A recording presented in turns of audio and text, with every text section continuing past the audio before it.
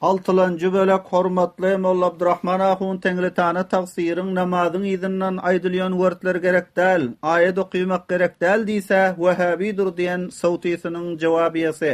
5 wagt namazyň izinden aýdylýan wörtler gerek däl. Namazyň izinden Qur'an okuymak bidgatdyr, we dua etmek bidgatdyr diýse, bilin şol Wahhabidir. Hamidan we musalliyan. Bir bar namazyň izinden okylýan wörtler her kim ýeke-ýeke infiradi tarykada okuymak, munyň jaizliginde biran eşkal ýokdur. Bul tertipde wörtleri enjam bermekni hiç bir alim we molla bid'at we nagrawa diýip aýdyn ýokdur. We bir bar namazyň izinden okylýan wörtleri ijtimai tarykada üýşüp, meselen muqtadilerden bir nefer namaz okulandan soň Qur'an azymy şänden bir kança aýat okuyup izinden mollamamy mescid ijtimai tarykada dua edip berýär. Böyle amalyň bid'atlygynda Hanafi fıkhynda fuqaha-i kiram tahrir edipdir. Qira'atul kafiruna ilal ahir ma'al jam'i makruhatun li'annaha bid'atun lam tanqul an's sahabati wa la an't tabi'in radiyallahu anhum kaza fil muhit. Fetwa-i Hindiye 5-nji jildi 317-nji safha. Qul ya eyyuhal kafiruna jemaat bilen okuymak mekruhdur. Näçiniki şol amal bid'atdir, naql bolmady sahabalardan we tabi'inlardan. Şol mesele gelipdir muhitda.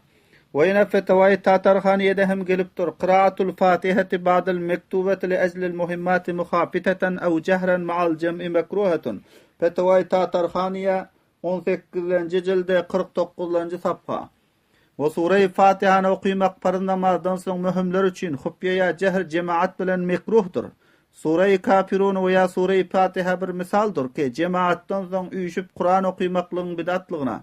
Ýene hem muftiyana izamlar şöyle amalını sünnetten däl diýip tahrir etdirler. Hemçinan mufti Azam Hind, mufti Kifayetullah Dihlevi rahimahullah öz kitaby Kifayetul Mufti'de ýazypdyrlar. Thumma innama raja fi kathir min biladil Hindil جنوبية أدعوا بكيفية مخصوصة بعد الرواتب يستقبل الإمام المقتدين ويدعون رافعي أيديهم ثم ينادي الإمام بصوت عال الفاتحة فيقرأ المقتديون الفاتحة ثم يصلون على النبي صلى الله عليه وسلم بعضهم يتفنن فيه فيقول إلى روح النبي الكريم صلى الله عليه وسلم الفاتحة ويواظبون على هذا طول أعمارهم في جميع صلواتهم ويلتزمونه التزام واجب وينكرون على إمام ومأموم لا يفعل ذلك وربما يفضي بهم الإنكار إلى خصام شديد وجدال قبيح بل يؤدي إلى قبائها وفضائها من الجهالات الفاحشة ففي مثل هذا يقال إنه بدعة تضمنت بدعات كثيرة لا أرى لمثل هذا وجهة من السنة. كفاية المفتي 4 جلد 51 صفحة. Ondan soň bişek ol zadyky rewaç tapan Hind Junubiýanyň köp şäherlerinde dua etmek mahsus keypiyet bilen sünnetlerden soň bakýar molla imam muqtadilere dua etýärler. Ellerini götüren halatda ondan soň nida we ses etýär imam bilen ses bilen el-Fatiha diýip bes okýar muqtadiler Fatihany ondan soň Nebi Kerim sallallahu aleyhi ve sellem'e duruşy şerif okýarlar.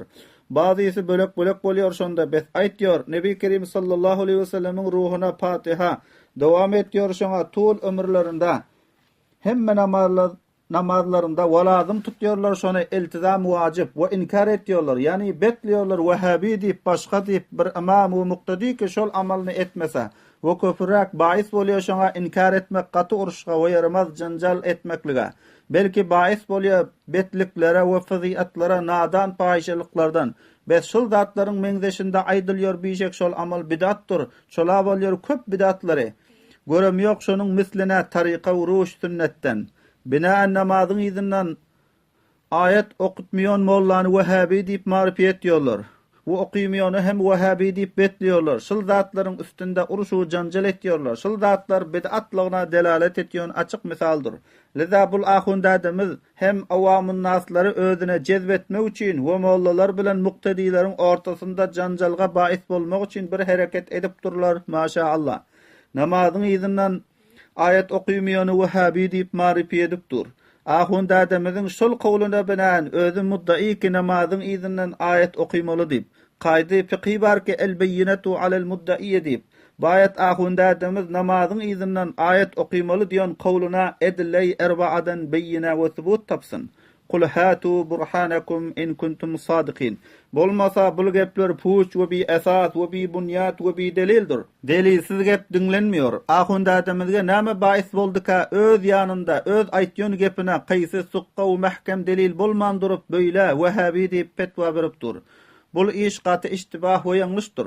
Weýne hem namazyň izinden ayet okuymak lazimi diýilse, bir adam namaza asryň bir rekatyny ýetişde, 3 rekatdan galan adam molla imam salam berenden soň özü galan rekatyny ýetirmeli bolar. Şol tertipde namazdan soň ayet okuymak lazimi bilinip bilinç ses bilen ayet okulsa, namazyň 3 rekatyndan galyp namaz okuyup duran namazynda ýangyş etse aýny mümkin. Şol ýüzden hem namazyň izinden ayet okuymak bid'atlygy bellidir.